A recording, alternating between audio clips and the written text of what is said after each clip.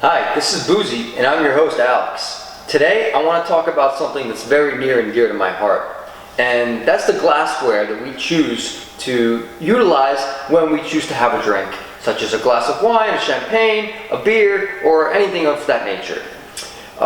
As human beings, we have five senses, so to overlook our sense of touch, our sense of smell, and our vision, I think that's overlooking a big portion of what satisfies us and gives us satisfaction when we go to enjoy a drink. Today, I'd like to review some of the glassware that I have in my collection and that I utilize on a daily basis. Starting with the sorority shot glass. I think that's a joke, and no one should really be drinking shots out of a plastic glass unless it's prohibited and you're by a pool or you're somewhere where glassware is not available. I think this is junk and quite foolish, so forget it. Let's start with some of the smaller glassware and work our way up all the way to the martini glass. On the far left, we have what's known as a shot glass. I find the shot glass very unique. It is a Czech Republican crystal-based shot glass. It has a lot of carvings, a lot of markings, it has some density and weight to it, and it's really a great conversation piece. You can tell that it's high quality, and it's something that really stands out. So when you're having a party, you're having shots, then why not elevate the experience to the next level and get yourself something that's a conversation starter, or someone or your friends are going to say, hey, this is a really nice glass, or a shot glass. And you're gonna feel good about yourself that you're presenting a luxury experience to people and giving them nice glassware to enjoy with their chilled tequila, their Patron, or whether you're drinking vodka or whatever you're shooting through a shot glass. The next is a sniffer.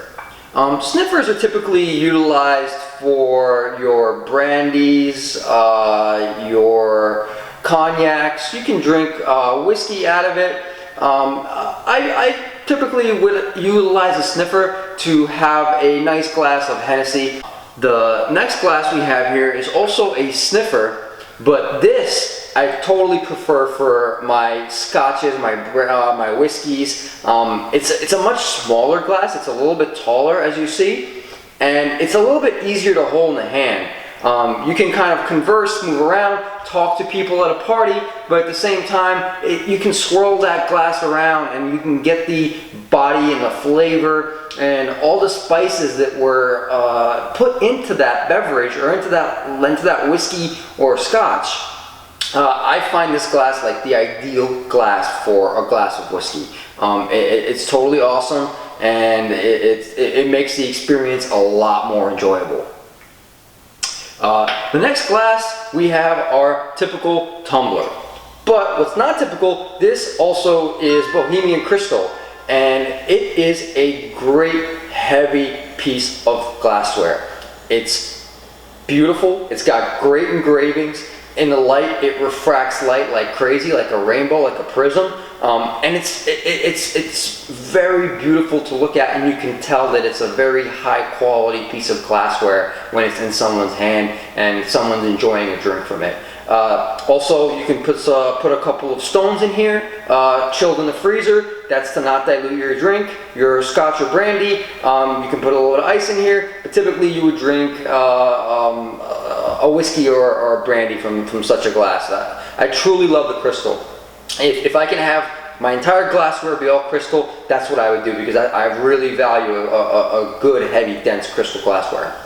The next glass is more of a typical glass, but also carved out in crystal, Bohemian. Also very similar, and as you look between the three designs of crystal glasses, you will see that they're kind of from the same set and design. So there's a little bit of uniformity across my different glassware that's crystal, and I do that structurally because you want to have some some similarity across your different pieces. This is typically good to enjoy with a lager. I enjoy Yuengling. It's America's oldest brewery for lager, and it comes great in this glass. And sometimes in the wintertime, I won't even chill the beer. I'll have it nice and warm. I know it's crazy, but in the UK they actually do drink warm beer at the pubs, so it's not that crazy. It's a great glass to pour a regular lager in and enjoy, whether on a cold day or a warm day. Also crystal, also beautiful. Your next piece of glassware is your flute, and this is the definition of sexiness. If you're at a party and you're enjoying some Moscato, some champagne, or sparkling wine, and the difference between champagne and sparkling wine, champagne comes from Champagne in France, Provence, same thing as cognac. If it's not, then it's typically a brandy or a sparkling wine, but I digress, that's not important. When you hold this in your hand, it's very slender, very sexy, almost like a tall, beautiful model.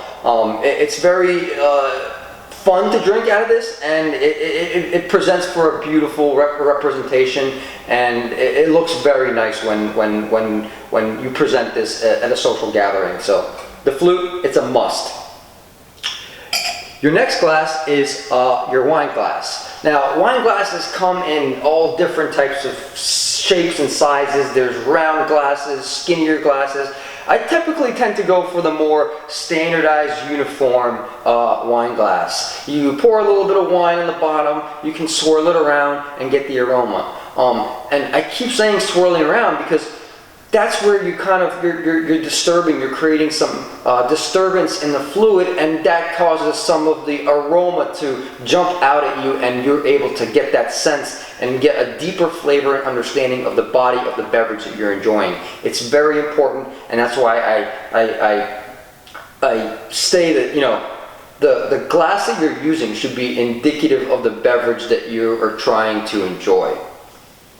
Our last but not least is our frosted martini glass. And the reason why I like frosted is it adds a little bit of flair to your beverage once it's poured inside. It looks a little bit interesting. It has a different texture on it. It's not very smooth. It has like it's abrasive, so it provides sensation to your sense of touch, along with your sense of smell and your vision. And it's very easy to garnish this glass once you pour a French martini, a dirty martini, gin martini, vodka, whatever you have it. Mixologists prefer this type of glass for making mixed drinks and martinis. It looks very beautiful, and it has a large upper surface area. Specifically, it's easy to add garnishing to and make it even more beautiful than it already is natively. So that's some of the glassware that I have, and some of the glassware that I enjoy in my collection. Listen, if you enjoy drinking beer and whiskey out of a solo cup, hey, that's your problem. We all are entitled to do what we want, but these are some of the pieces that I enjoy and I use on a daily basis. So please hit the subscribe button and post your comments, because comments are important and they help us create new content. And without your comments, we are unfortunately helpless. Thank you so much, and we'll see you in the next BOOZY episode.